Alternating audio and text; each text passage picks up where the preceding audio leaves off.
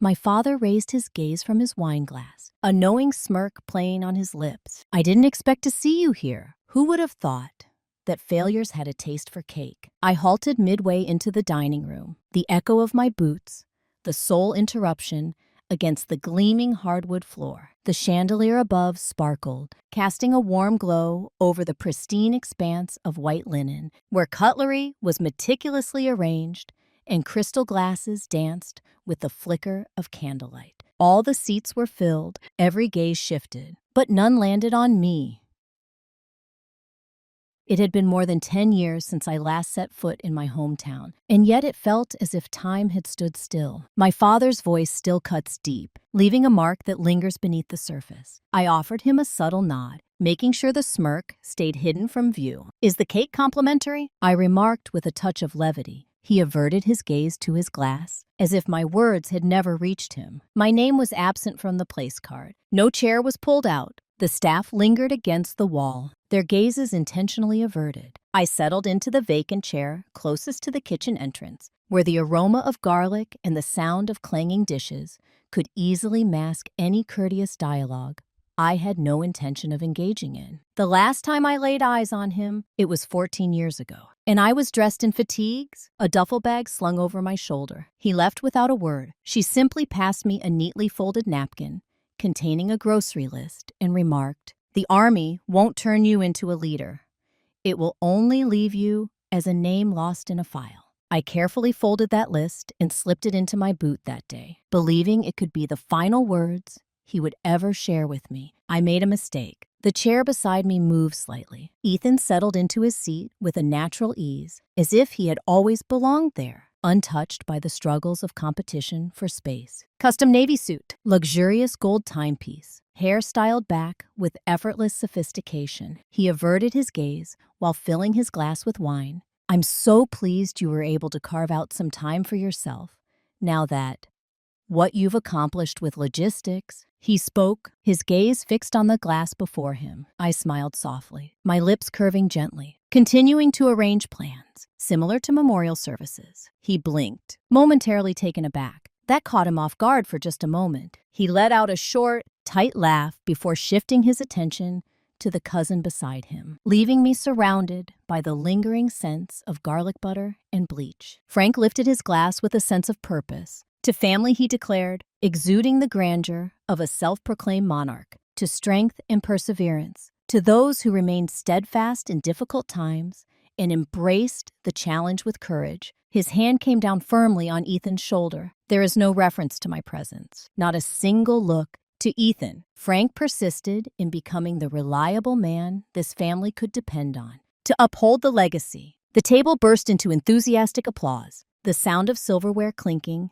echoed softly in the room. My stepmother wiped her tears as if she had just witnessed a heartfelt reunion. I chose not to lift my glass. I nervously toyed with the napkin resting in my lap, folding and unfolding the edge until it finally gave way, all while maintaining an expressionless facade. I had endured the chaos of gunfire evacuations, the relentless fury of sandstorms, and the kind of betrayal that cuts deeper than the surface of this table. Yet, even those recollections couldn't dull the sharp ache of being so thoroughly forgotten. "He's not wrong, you know," Frank remarked later, leaning in as dessert was served an intricate almond tart adorned with spun sugar, crafted into the shape of a rose. "You were an error we wish to erase from our memories. Please, let us not have to recall you once more." I gazed at him, allowing the silence to linger between us, sharp and unyielding, a reminder of the weight I still bore. Once, those words held the power to shatter my spirit. Now, they've simply shifted things around a bit inside. The phone buzzed softly against the surface of the table. Blocked call. I swiped to respond, my gaze still fixed on the father who preferred to create an imaginary daughter, rather than recognize the one who was truly there. A voice emerged from the other end of the line, serene and thoughtful. "Commander Whitaker, we've reviewed the file. You're not forgotten. We need to meet." I walked into the library I once funded, now named after the Whitakers. Even my donations had been rewritten. The brass letters glinted in the morning sun. The Whitaker Family Community Library. I stood at the bottom of the steps, coffee cooling in my hand, and let the insult settle. A decade ago, that plaque had read Windham Hill Community Learning Center, and the funds had come from a foundation. I started back when I still believed coming home meant something, back when I still thought a plaque with no name was better than no plaque at all. The air was cool, spring barely breaking through. Inside the hush was the same, but the tone had changed. Shelves stood taller than I remembered, more screens than books. And every corner was curated clean, bright, sanitized, like someone had bleached history right off the walls. "Can I help you?" asked a voice. I turned to see a girl, early 20s, tight ponytail, nervous energy. Her name tag read Linda. She gave me the kind of smile reserved for wandering tourists or suspicious strangers. "I'm just visiting," I said, then added, "I used to help fund this place." "Oh, you must be family," she said, suddenly perking up. "Are you with Mr. Ethan's side or Mr. Frank's?" I blinked. "What do you mean side?" She flushed. "I just meant, never mind. You know, we have a new archive section now for local military service. It's pretty amazing. Want me to show you?" Something in her tone was so earnestly oblivious, I couldn't be angry. I nodded. We walked past the reading room, down a short corridor. The walls were decorated with framed photographs of uniformed men and women, most I didn't recognize. But one caught my eye. Ethan, in a tailored replica uniform. He stood beside a child, holding an American flag hand on her shoulder, like he was about to give orders. His jaw looked sharper in black and white, almost noble. "That one's popular," Linda said. "Mr. Ethan didn't serve, but he said he carries the legacy." I kept my face blank. He said that.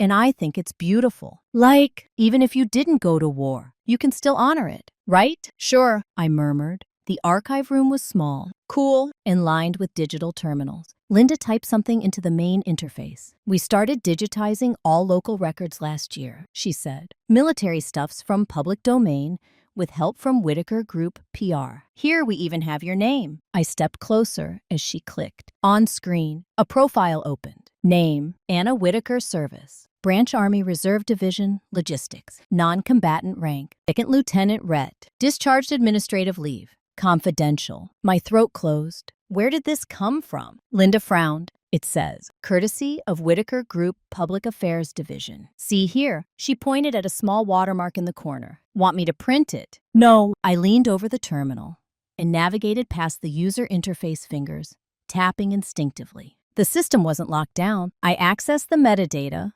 uploaded 7 months ago, scrubbed of any combat citations, medals, or incident reports. No mention of my deployment to Fallujah. No record of Travis. No record of anything that mattered. "Is something wrong?" Linda asked. I stood up. "Just dusty history. Nothing a little truth can't clean." Before I could leave, something on the bulletin board caught my eye. A flyer for a new veterans initiative. Honor Forward. Opening soon. Whitaker Veterans Center. There he was. Again, Ethan's face this time. In color. Smiling. Holding a folded flag like he'd earned it. The caption read, "Serving those who served. Because legacy never dies." Beneath it, smaller text funded by the Whitaker Group, in partnership with the Department of Civic Renewal. I turned to the wall by the exit and saw at the donor plaque, bronze, elegant, 6 names, all Whitakers, all male. At the bottom, a quote etched in cursive script. "We honor the sacrifices of our soldiers and those who carried on where they left off. Frank Whitaker." My chest tightened. My mother's name was gone. So was mine. They'd hollowed me out, then painted over the space. Outside, the sun felt too bright. I sat on the stone steps, letting the warmth hit my back as I pulled out my encrypted phone. My hands were steady, fingers fast. One contact, one line. "Do you still have Grace's number?" Tent. Grace had the same eyes I remembered. Sharp, sleepless, and unafraid of ghosts. The bell above the cafe door gave a soft jingle. But Grace didn't flinch. She was already in this corner booth, back to the wall, staring into a cup of black coffee that looked older than the Formica table. The place was half-dead, faded menus taped to the walls, one flickering bulb, and a waiter who nodded too much and smiled too little. I took the seat across from her without a word. "You cut your hair," Grace said. Her voice still had that flat, desert, scorched tone. "Didn't think you'd ever come back to this godforsaken town." "I didn't come for nostalgia," I said. "I came for the truth." Grace didn't nod. She just reached into her coat pocket and slid a thumb drive across the table. The label was handwritten. Whitaker, CRN, Logistics Discrepancy. V2, unaltered. I stared at it for a beat, then looked up. So you kept it. I kept a lot of things, she said. You remember Travis? The name landed like a match in dry brush. I hadn't said it aloud in years. Of course I remember him. He was the reason I started saving files. Grace continued. The memo you wrote after Fallujah, the one declining promotion, that version, was edited before it hit your file. The final line was twisted. I already knew it, but hearing it aloud, it made my spine go rigid. They made it sound like I was covering for an undisciplined soldier. I said, You weren't, Grace replied. I was there. Travis made a split-second call that saved civilians. You backed him. And you were right. The waiter came by with a refill I didn't ask for. He smiled too long. Grace stared him down until he walked away. You think he's with them? I asked under my breath. She nodded once. You were on their radar the moment you set foot in Windham Hill. I slid the drive off the table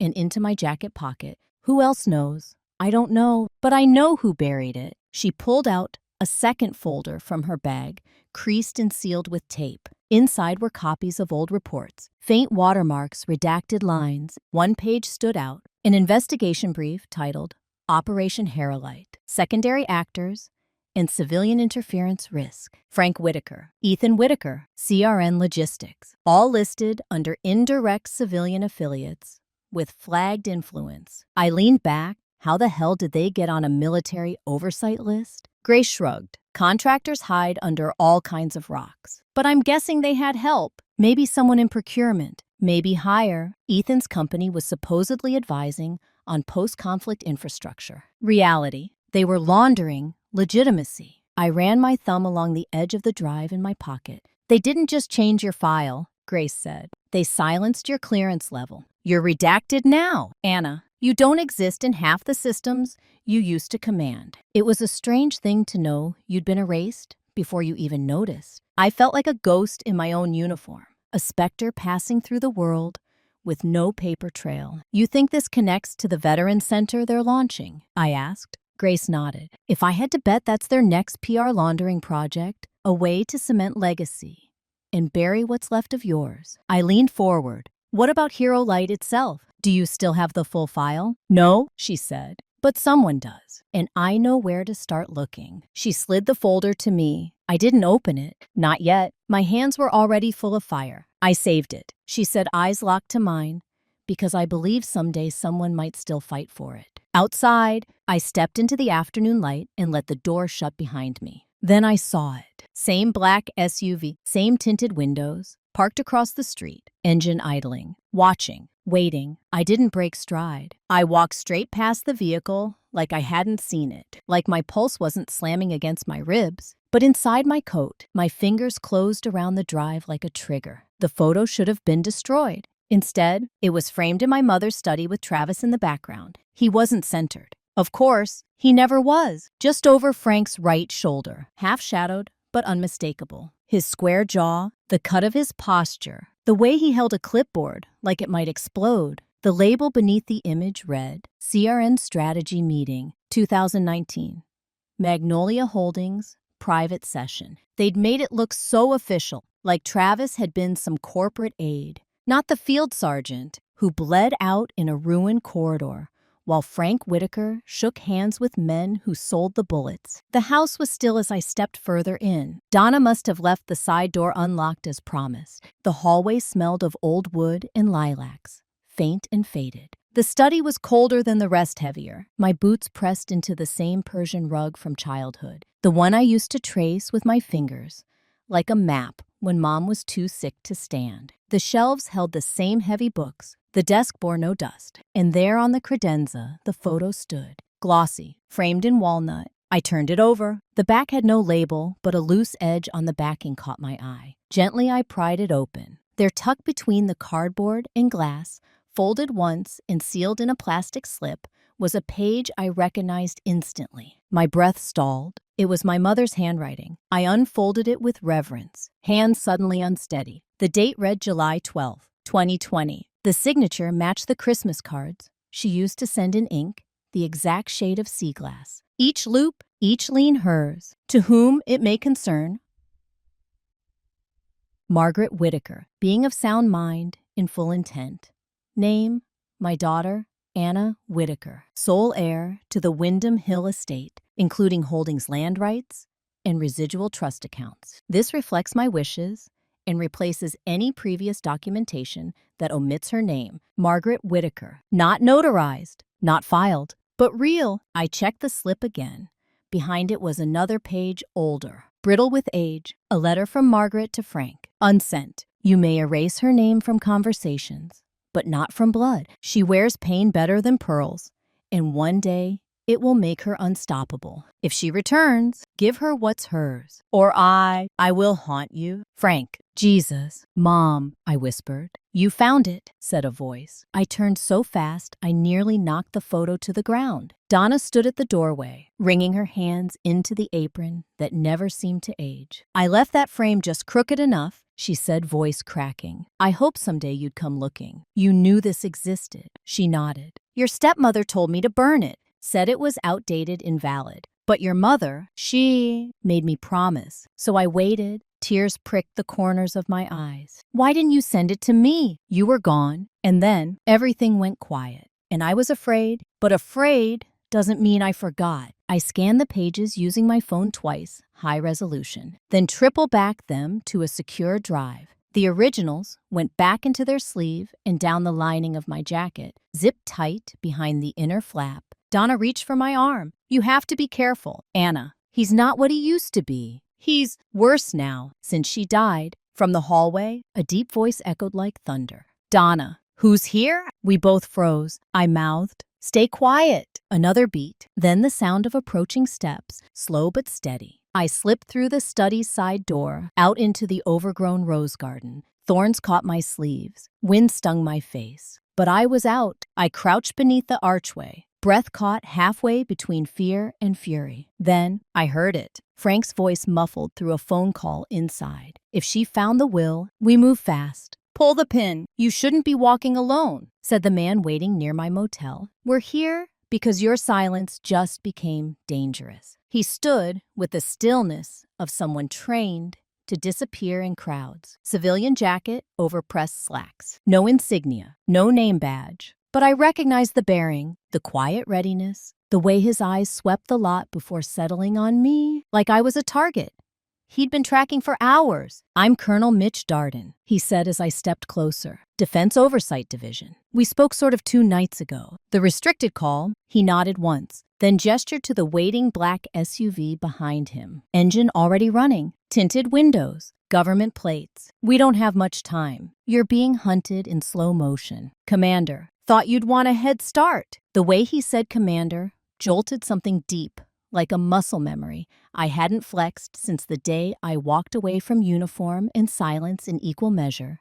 Inside the SUV, the interior lights flickered as the door shut behind me. It smelled faintly of leather and government-grade paranoia. Darden handed me a folder as we pulled away from the curb. You were never discharged, he said. You were red-listed. That's a soft flag for contain and forget. Your file's been partitioned, not erased. I flipped open the folder. My last recorded assignment, my clearance level revoked. The reason administrative oversight, pending review. But no dates, no signatures. They put you in a box. Anna Darden continued. CRN Hall buried you to protect certain funding routes. They needed a scapegoat with just enough ambiguity. You fit the bill, too decorated to ignore, too inconvenient to promote. I looked up. How long have you known? Too long, he said. But this is the first time we've had cause to reopen the oversight case. Someone tipped us off. Someone close to the inside. He didn't say Grace's name. He didn't have to. You'll be subpoenaed, he added, sliding another envelope into my lap.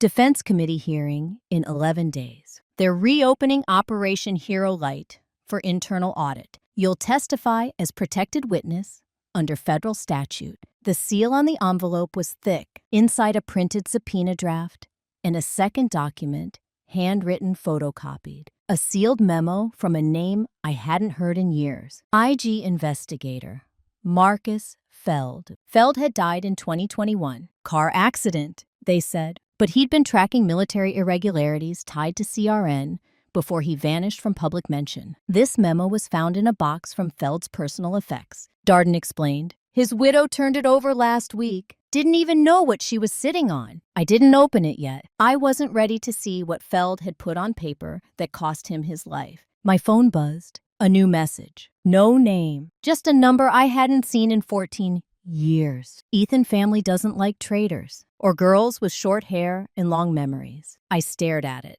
The calm I'd been clinging to began to twist into something colder. Sharper. I typed a single line and hit send. Anna, I'll be sure to wear both to your indictment. Darden chuckled softly. You still know how to return fire. Always did. Just learn to aim better. He passed me one last item. A thin envelope marked classified. Executive eyes only. This is Feld's memo, he said. I haven't read it. That's for you. I broke the seal with my thumb as the SUV rolled down a back road, trees slicing moonlight across the windows. The paper inside was brittle at the edges. A single paragraph stood out, underlined in red. Operation Harrowlight was buried to protect funding pipelines routed through private contractors. Whitaker Group is implicated. The scapegoat identified was Commander Anna Whitaker. Her name was the cost. There it was, framed under dusty glass, my mother's handwriting. My name, and a will no one wanted seen. I kept the photo close, tucked in the inner pocket of my jacket like a relic. I hadn't slept much the night before. My body ran on muscle memory now. Boots, laced, tight jacket, zipped high thumb, always near the lining where the documents hit. The house was quiet when I left at dawn. Wyndham Hill barely stirred before 9, and I needed that quiet. It was easier to breathe when no one else was watching. The drive out to Benton County took 2 hours. Mitch had arranged it, but he wasn't coming. This one's low profile, he said on the phone, paper trail only. Keep it off the radar. Mr. Graham's office sat behind a shuttered post office, tucked between a grain shop and an antique store that smelled like mothballs and dead air. The building leaned slightly to the left, like time had nudged it, and no one cared to correct the tilt. Inside the walls were lined with faded certificates and dusty ledgers. A worn wooden plaque read, Notary Public, Est, 1983. The man himself sat behind the desk, hair white and thin glasses crooked. He looked up when I stepped in, confused at first. Then something in his expression shifted. Anna Whitaker, he said softly. I signed your mother's will. I nodded and placed the folder on the table. He reached for it with hands that trembled just slightly. She brought it in. He murmured, eyes, scanning the paper. Back in 2020. I think she was pale that day, wore a blue scarf, told me not to tell your father, said it was a backup, just in case. Why wasn't it processed? I asked. Mr. Graham hesitated. Your father came back a week later, said you'd been discharged, unstable, that she changed her mind. He brought a different document. I wasn't sure who to believe. I felt the air tighten. And you didn't call anyone I should have, he whispered, voice cracking. But I'd known Frank since seminary school. I thought, God forgive me. I thought I was protecting her. You? He passed the document back to me. But this signature, it's mine. That much I know. No one faked this. I nodded and scanned the pages again using my secure app, then encrypted the files and sent them to Mitchell Darden. In a second email, I looped in a legal contact within the Whistleblower Integrity Network, a civilian lawyer with clearance-level proxy rights. Within minutes, Mitch replied. Mitch Darden received. This puts us on a new track. They're going to come after the assets next. You're not just inconvenient. You're a threat to their empire. I leaned back in the cracked leather chair and closed my eyes. The weight of the room settled on my chest. It smelled like old paper and varnish, and a lifetime of misfiled truths. In the quiet, my mother's voice came back. Not from a recording, not from a letter, from memory. The way she whispered things no one else could hear. If you ever return, she'd said once, when the house was dark and her breath came shallow, don't do it for them. Do it to finish what they feared you'd start. I opened my eyes. My phone buzzed again this time, from a friend still working at the local registrar's office. FYI, Whitaker Group just filed motion to seize Parcel 89, your mom's land, naming it Strategic Development Zone, Planned Use Veteran Center. Breaking ground next week. I stared at the message. My mother's garden, the patch of land where she used to plant daffodils in the shape of stars, turned into a monument for men who'd never earned it. I drove back in silence. Not even the radio. When I returned to the motel, the air inside felt colder than before. The hallway light flickered, and the vending machine hummed a tune I couldn't place. I slid my key into the lock and froze. An envelope sat on the floor just inside the door. No stamp, no return address, just my name printed in block letters. I opened it. Inside was a photo. Travis' eyes half-lidded, blood dark on his collar. The image looked like it had been printed from a military file, but altered blurred color, enhanced. Across the bottom, someone had scrawled in the thick red marker, "You should have stayed buried." They erased me from the family tree. So I started planting roots elsewhere with proof. Windham County Records Office smelled like dust and disuse. A row of gray cubicles stretched across the floor, each with a plastic placard and a bureaucrat hunched over a terminal that looked like it hadn't been updated since the last recession. I stood in front of Terminal 4 scrolling through digital property logs like I was combing a battlefield. Parcel 89, transferred March 2022, authorized by Margaret Whitaker. Except my mother died in February. I leaned closer. The signature glowed faintly on the screen. Elegant, exact, too exact. I had letters from her grocery list, scribbled reminders on napkins. I knew her hand like I knew my own. This signature had been lifted, not written. I snapped a picture, then another. Each image went to an encrypted folder, already named Evidence Tree. The system timed out, and I let it. My phone buzzed. Nolan Graves, the local journalist Mitch had flagged as sharp and inconvenient to powerful people. I met him at a courthouse cafe 10 blocks away, just off the square, where reporters hovered like moths and lawyers whispered into lattes. He was already seated. Thin, angular hair, cut to short eyes like razors. He didn't rise when I approached. "You're early," he said, voice dry. "Most people stall before starting fires." "I'm not most people," I replied, sliding into the seat. He nodded, almost approving. "Word is, your brother's giving another press conference today. Veterans Initiative stuff. You planning to crash it?" I pulled out a folder, laid it on the table. 2 pages from my mother's will. Photocopies clean, untampered. He raised a brow. "You leaked this already to test the waters." Anonymous drop, a whisper, not a scream. He flipped through the pages. "They'll call it forged." I expected that, I said, which is why I have more. "But first, I need to know if the rumors about Ethan are true." Nolan leaned back. "Depends which rumor. The one where he doctor shopped a PTSD letter to apply for a federal redevelopment grant, or the one where he used CRN logistics receipts to justify veteran outreach funding without ever serving." I kept my face neutral, but something inside twisted. Grace's email came in seconds later. Like timing had a sense of humor. Encrypted file, subject line, CRN receipt chain. ETH verified. I opened it. The receipts were detailed supply contract signature lines dated and approved, and Ethan's name was on 3 of them, one of which coincided with a month I knew for certain.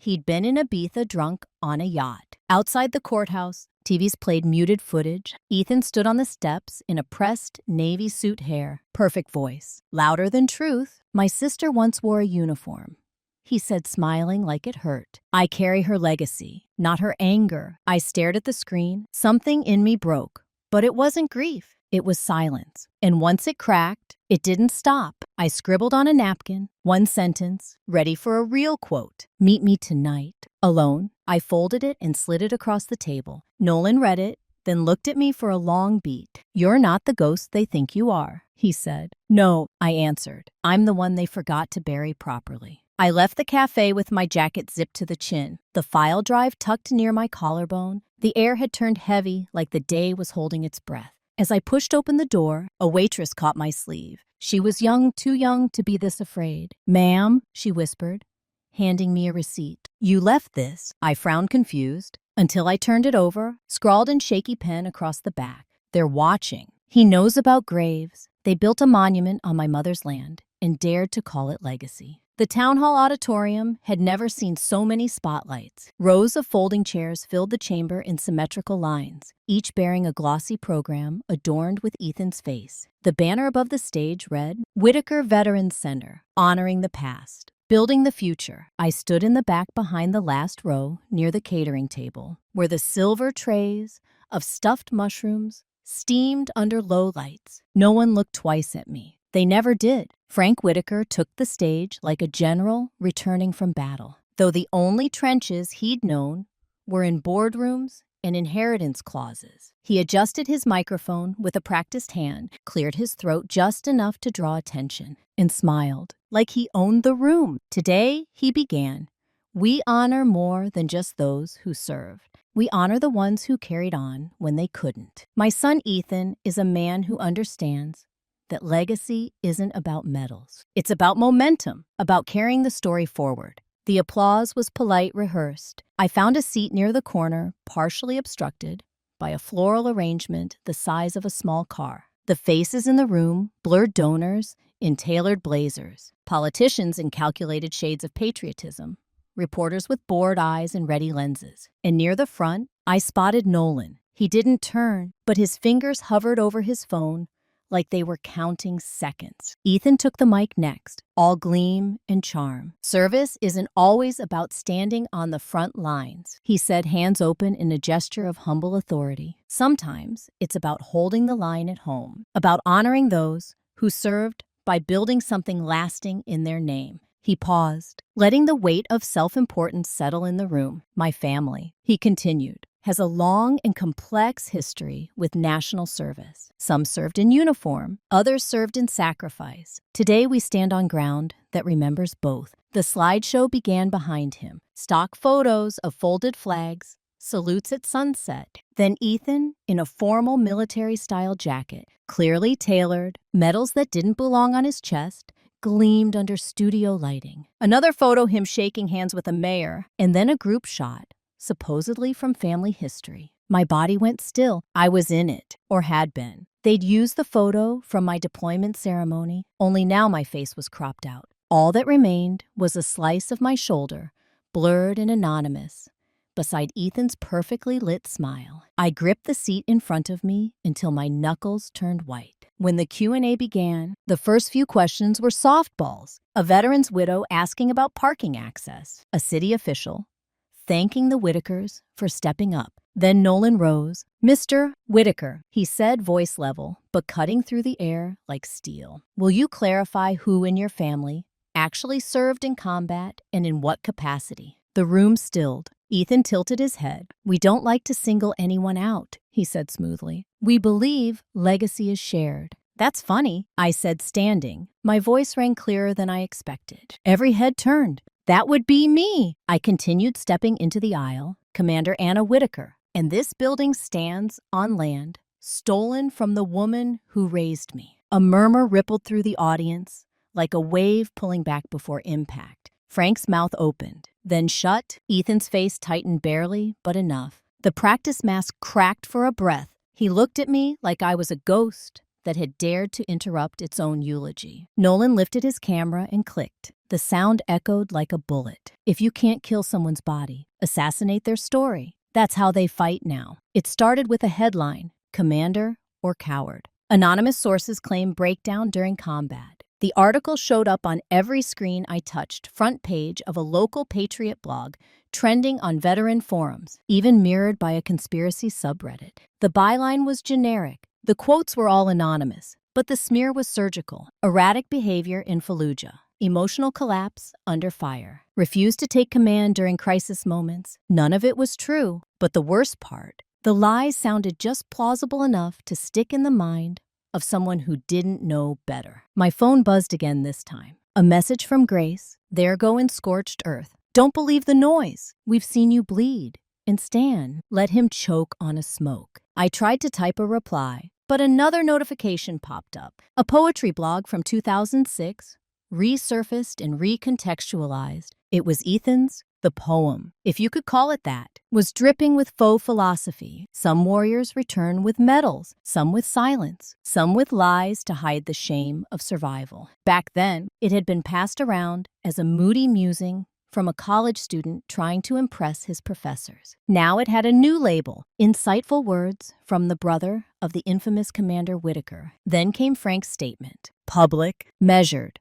Devastating. We love Anna. She served, but service isn't the same for everyone. We pray she finds peace and help. That word help hung in the air like a shiv. I turned off the phone and threw it across the bed. It bounced once and hit the floor with a soft thud. The motel walls felt closer than before, like they were leaning in to watch me crack. I didn't. I got in the car. The cemetery wasn't far, just enough distance to leave questions behind and bring grief with me. I parked beside the Whitaker family plot and walked to the headstone with shaking hands. My mother's grave had been vandalized. The daffodils I replanted weeks ago were gone. The grass torn in strips, dirt, exposed like open wounds. A small wooden stake jammed into the soil read, "No saints in uniforms." I knelt not to clean it, not yet. I just stared. I felt the rage like a flame pressed between my ribs.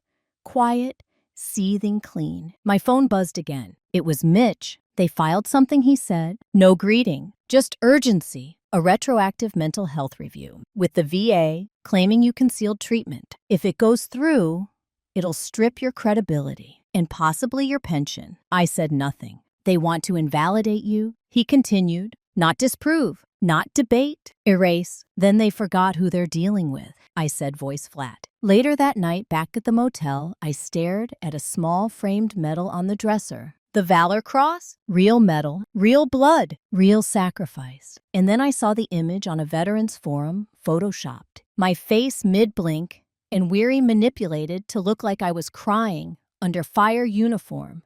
Smeared flag at half-mast behind me. Captioned, "She cracked? We just never told you." I felt something inside me recoil, like I'd been sucker punched with my own history. And then another email. No subject, no sender. Just one line of text. Travis didn't just leave a file. Check the pin. Travis was always the quiet one. So it makes sense he'd hide the loudest truth inside something silent. The eagle pin was heavier than I remembered. It had lived in the bottom of my deployment trunk for years, wrapped in the same oil-stained cloth Travis used to clean his rifle. I hadn't touched it since Fallujah. Maybe part of me was afraid, not of what I'd find, but of what I might feel. Back in the motel room, I set the trunk on the floor, the hinges groaning like old wounds. Everything was still there. Dog tags folded, flags, sand-scuffed journals. But it was the pin I reached for, polished brass shaped like the spread wings of defiance. The back was smooth at first, then my thumb caught something. A seam, very faint, nearly imperceptible. I slid a hairpin under the edge, heart thudding. With a soft click, the back popped open. A black micro SD card, no bigger than my fingernail,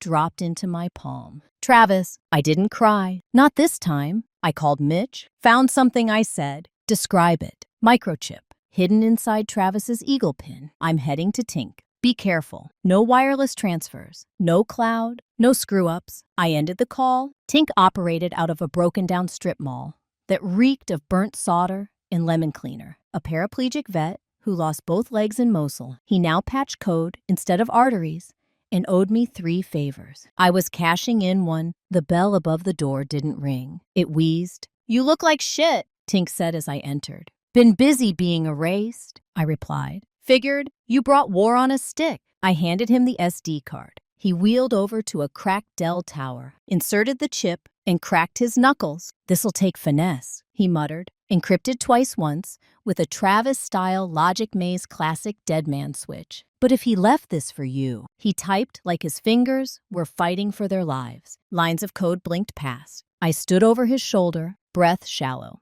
"Got it," he said an hour later. "Playback ready." The first file was a recording. The audio hissed, then settled. "Manifest says medical supplies. You and I both know that crates intercept grade ordnance. We move it before the UN sweep. No questions." The second voice, undeniably Ethan, "Keep it off the main record. If Whitaker finds out, it dies in review. No paper trail, just results." I clenched my fists. The second file, logistic summaries, dates, times, codes cross-matching with known fatality reports. Each one traced to a shipment Ethan approved. The third was different. A low voice, familiar warn, "Travis, if you're hearing this, I didn't survive. But she will. Anna, this is your proof. They buried me. Don't let them bury the rest. You're the only one I trusted to finish what I couldn't. And this." Tink looked up uncharacteristically quiet. "That's your smoking crater." I nodded. Then I stood in front of the bathroom mirror, stared at my reflection, and said it out loud. No one else tells my story. Not anymore. My phone rang. Mitch, they just advanced your hearing. Inspector General Committee moved the timeline.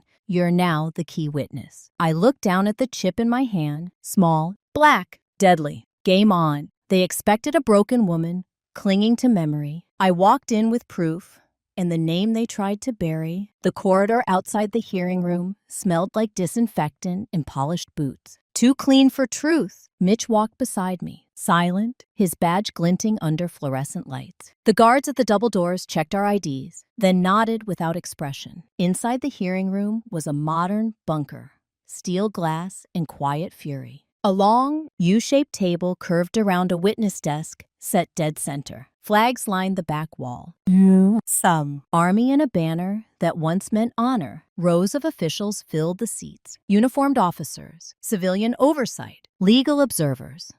From both chambers of Congress, cameras were banned, but judgment hung in the air like a knife at my throat. The chairwoman, Colonel Alexis Devereaux, rapped once on the table. This session is now in order. Commander Whitaker, you may begin. I stood. My name is Commander Anna Whitaker, formerly of Joint Command Task Group 19. I served in multiple theaters from 2008 to 2021. I was injured in Operation Hero Light and awarded the Valor Cross. My record was red flagged and hidden under administrative review without my knowledge for the purpose of discrediting my testimony. Today, I submit the following evidence against CRN Logistics and Whitaker Group for collusion in arms misdirection, fraudulent veteran programs, and illegal seizure of assets using falsified documentation. I place the folder on the desk. Exhibit A, audio files retrieved from a secure microchip left by Staff Sergeant Travis M. Brandt, deceased, 2021. I nodded to Mitch. He tapped a key. The room filled with static. Then Travis's voice, manifest says,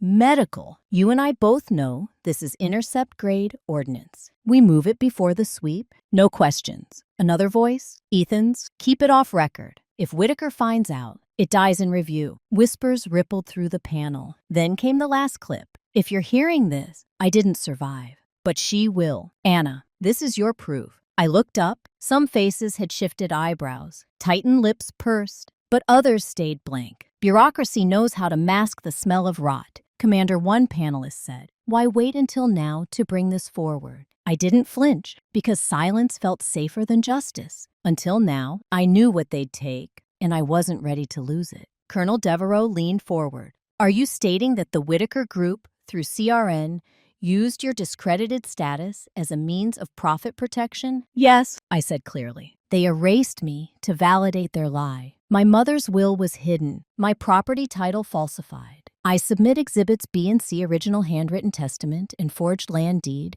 used to seize Veterans Initiative land. Mitch rose next. He confirmed the chain of custody, backed the dates, filed every name with dry precision. It felt less like testimony and more like battle. Every question was a volley, every answer a shield. Finally, Devereaux looked down the line and said, this panel hereby recommends formal investigation into the Whitaker Group for violations of the Federal Defense Procurement Integrity Act and witness suppression under Title 10. I didn't smile. I didn't blink. The room emptied slowly. Some officials looked at me with new eyes, like they were trying to reconcile the headline they'd heard with the woman who just detonated it. Mitch and I walked out together. Halfway down the hall, my phone buzzed. Unknown number. No name, just a single message. We weren't the only ones funding CRN. Be careful, M. She never sent the letter, but she wrote it anyway, and it waited 14 years for me to be ready. The family graveyard lay quiet under an overcast sky, like the earth was holding its breath. The headstone stood in a crooked row, ancient names chiseled into stone, as if permanence could wash away cowardice. I knelt before my mother's gray fingers, brushing the etched letters. Margaret Evelyn Whitaker, 2021. She loved fiercely, but the world asked her to stay quiet. I wondered how many people believed that line, wondered how many times I'd wished for one more conversation, one more chance to ask her why she left, without ever warning me what would come after. Why she'd remain silent while the family rewrote my story in permanent ink. The crunch of gravel behind me didn't surprise me. Wyndham Hill had very few secrets left. My stepmother stopped a few paces away, her coat buttoned to the throat, eyes rimmed with something that wasn't quite tears but close. "I didn't burn everything," she said. I stood slowly. "Didn't you?" She held out an envelope, thick, sealed, my name written in cursive I hadn't seen in over a decade. Her hand trembled. "Your mother kept it in the greenhouse, locked drawer, back of the cabinet. I only found it last month. I wasn't ready to read it, and I'm not the one it was for. I took it. I lied because I was afraid," she continued. "Frank told me you were unstable, that you'd ruin everything she built. I believed him. That's on me." I didn't speak. There was nothing left to say to the woman who'd watched them silence me and chose politeness over truth. She stepped back, but I never stopped being ashamed of it. That landed harder than I expected. Back at the motel, I opened the envelope on the bed, hands shaking despite myself. The letter was dated February 10th, 2021. "Anna, if the world forgets, you let this remind you that I didn't. You were always the strong one. Not loud, but true. Your brother inherited my name. You inherited my spine. If you're reading this, I didn't get the chance to say it in person. That's my regret, not yours. I tried to leave you protection, but some wars aren't fought in courtrooms or deserts. Some are inside dining rooms and boardrooms. Inside, you'll find a document. I'm sorry it took me so long to act,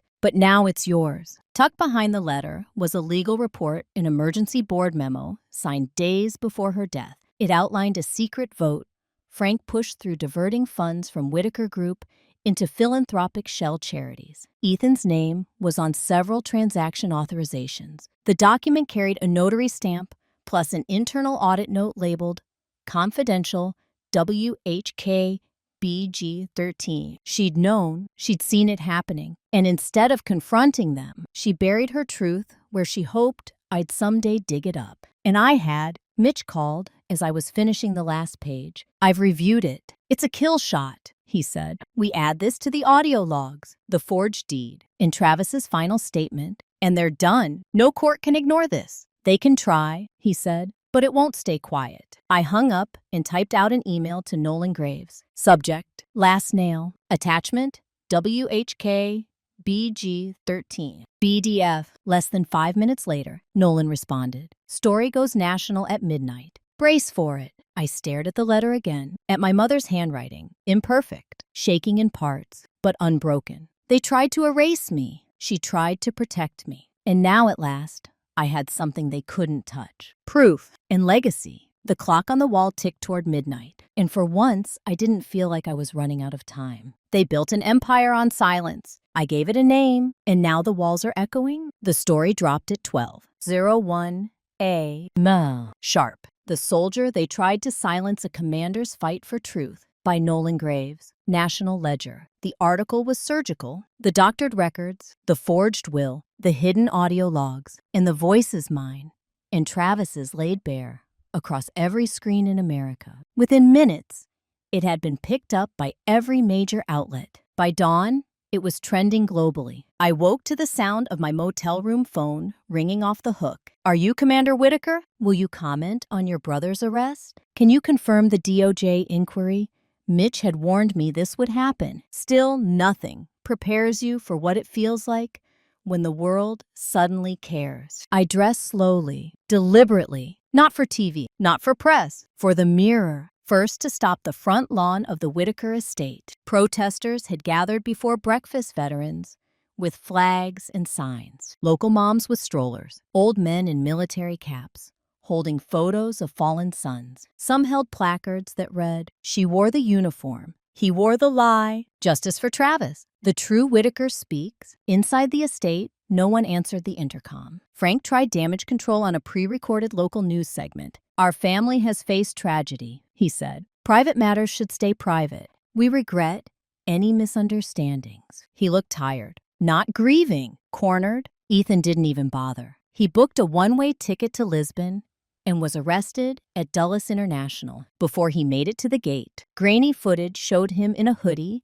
and sunglasses caught mid-step by 2 federal agents. His mouth was open in the frame. Mid-denial or mid-demand. No one cared. The Department of Defense released a statement hours later, effective immediately. All contracts and vendor privileges with CRN Hall Logistics and its subsidiaries are suspended pending investigation. That same afternoon, shareholders in Whitaker Group began resigning en masse. The board released a vague statement about internal restructuring, but the market had already made up its mind. Their stock plummeted. Legacy, it turned out, had a market cap. Nolan called me around 5. We've been asked to syndicate the story for broadcast. You good to go on air tonight? I'm not a pundit, I said. You're not. You're a witness. I agreed. The studio was small, tight walls, hotter than expected. But I sat still, camera ready, while the anchor asked me why I waited so long, why I came back. I didn't return for revenge, I said quietly. I returned because I realized no one else was going to carry what Travis left behind. I owed him the truth. Afterward, I walked home. Yes, home. The motel felt different now, less like exile, more like transition. On the bed sat a letter I hadn't seen earlier. No return address. Plain envelope. Inside one line of handwritten script. Not all ghosts die. See you at the dedication. I stared at it for a long time. The ink sharpened steady. Not Frank, not Ethan. Someone else still watching. The fall of the Whitakers wasn't the end. It was only the clearing. I didn't build this place to be remembered. I built it so no one else would be forgotten. The morning sun spread across the lawn like a benediction gentle. Golden, undeserved. I stood at the top step of the Marcus Travis Memorial Center, just beneath the newly hung bronze plaque that bore his name. The crowd was quiet, not the kind of quiet born of reverence, but of release. Windham Hill hadn't seen this many flags flying since the last war ended, or maybe since the last lie fell. A row of folding chairs faced the podium. Veterans in worn jackets, young recruits with stiff collars, reporters with eager pens, and behind them, the ones who came without titles, widows' children, silent witnesses to a history they were never allowed to speak aloud. Mitch stood to my left, Nolan to my right. My stepmother sat 3 rows back, hands clasped in her lap, face unreadable. But she came. That was enough. I stepped forward. When I returned to this town, I began voice study. My name was a footnote. My record was a rumor. The people who erased me did it with pens and silence. But that's the thing about truth. It's patient. It waits. I glanced at the front row, where a small boy clutched a folded piece of paper. This center isn't about me. It's not about headlines or revenge. It's about the names that never made it to plaques. The ones who saved lives in shadows. The ones who came home to nothing. The ones who were told to heal quietly, or not at all. A murmur ran through the crowd. Not of unrest, of agreement. I reached down and opened a glass display case at the front entrance. Inside, Travis's eagle pin nestled against the handwritten letter he left for me. I didn't need to explain it. The room understood. The boy came up to me after the speech. Barely 10, maybe less. He wore a volunteer badge and trembling hands. "This is for you," he said. It was a crayon drawing me in uniform, standing under a sunbeam, holding out a hand to another figure who looked like Travis. Between us, a tiny flame, a light passed forward. I knelt. "What's this light mean?" He shrugged. "You're showing the way." The press caught me just as I stood again. "Commander Whitaker," one called out, "what would you say to the people who tried to silence you?" I didn't pause. "Truth doesn't shout," I said. "It endures." As the ribbon was cut and applause scattered like petals, I stepped back, letting others take the stage. This place wasn't built for me to stand at the front forever. It was built to stand long after I stepped away. When the crowd thinned and the photographers wandered toward other shots, I walked the halls alone. Clean drywall, brass signage, echoes of what had once been grief, now layered into purpose. On one far wall, a single plaque waited. She carried the silence, then set it down. I touched it lightly, then walked on. They gave me medals. Then they tried to take away my voice. But this is what I wear now. The morning sun filtered through linen curtains, casting long shadows across the reclaimed pine floor of my mother's cottage. Windham Hill was still the kind of quiet I used to fear. Now I welcomed it. Outside, the flag at the Marcus Travis Memorial Center rustled in the breeze. From the porch, you could just make out the glint of brass from the entrance plaque. I slipped on a gray cotton sweater and jeans. No medals, no rank, just breath and purpose. The Whitaker estate had been dissolved as of 900 a.m. I signed the last document with my given name, Anna Margaret. No need to resurrect the surname that tried so hard to erase me. Legacy isn't in the ink. It's in the choice to write something new. Nolan arrived at noon, clutching a slender folder in his hands. He mentioned the final transcript. I removed the details regarding the medals. It just didn't seem to fit as a conclusion. I flipped through the pages, feeling the weight of the stories within. He had recited my speech exactly, capturing even the subtle moments. I gave a slight nod. There's a sense of intrigue, he added. Publishing opportunity, engagements on the speaking circuit. Your story is what they seek. Perhaps one day, I replied with a slight smile. At this moment, my focus is on absorbing what others have to say. He surveyed the cozy cottage, where sunlight bathed the walls in a gentle glow, and the air was infused with the comforting sense of cedar and well-loved books. Are you certain you're not just concealing your true feelings? While pretending not to, I responded, taking a moment to pause amidst the ongoing struggles. Later that day, I led my inaugural workshop at the center. 6 veterans were seated in folding chairs, jotting down notes as I moved back and forth at the front of the room, a dry erase marker in one hand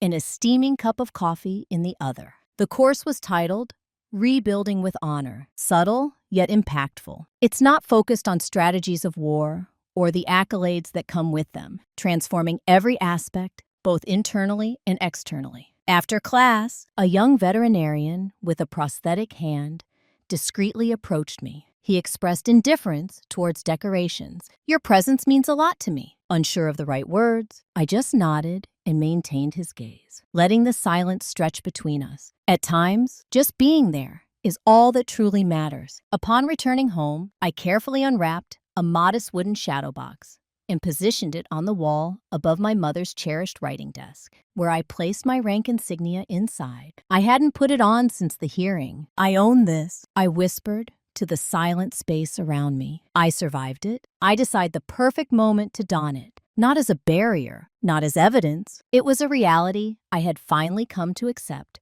without the need for further justification. As the sun dipped low in the sky, I made my way to Travis's grave, nestled at the distant corner of the veteran's garden. I placed a vibrant bouquet of wildflowers, radiant, imperfect, and true. You were absolutely correct, I admitted. They laid us to rest in the wrong way, yet we blossomed regardless. As I glanced back toward the cottage, a silhouette caught my eye. Poised at the gate, a young woman, fresh from boot camp, with a buzz cut and keen, piercing eyes that shone more brightly than she intended for me to see. She lifted a hesitant hand. Commander Whitaker, I came to a halt. Absolutely. I know you have a calm demeanor, but you are precisely the person I wish to gain insight from. The breeze whispered through the branches, as if revealing a secret truth. I moved to the side, allowing the gate to swing wide. All right, I said, let's get started. After years of silence, she found her voice and shared her truth. She unveiled the truth behind the facade they had constructed. What started as a separation transformed into a justification, not through clamor, but through the subtle strength of irrefutable reality, Justice whispered softly. It came like a piercing ray through fractured rock delayed, yet utterly undeniable. When treachery confronts undeniable evidence and bravery triumphs over dread, even the deepest secrets cannot remain concealed indefinitely. No facade can endure indefinitely when faced with the relentless force of honesty. If this story resonated with you, please give it a like. Share it with someone who could benefit from it, and feel free to share your thoughts in the comments below. Type 1 if you felt understood as well, if you believe there was a chance for a different outcome.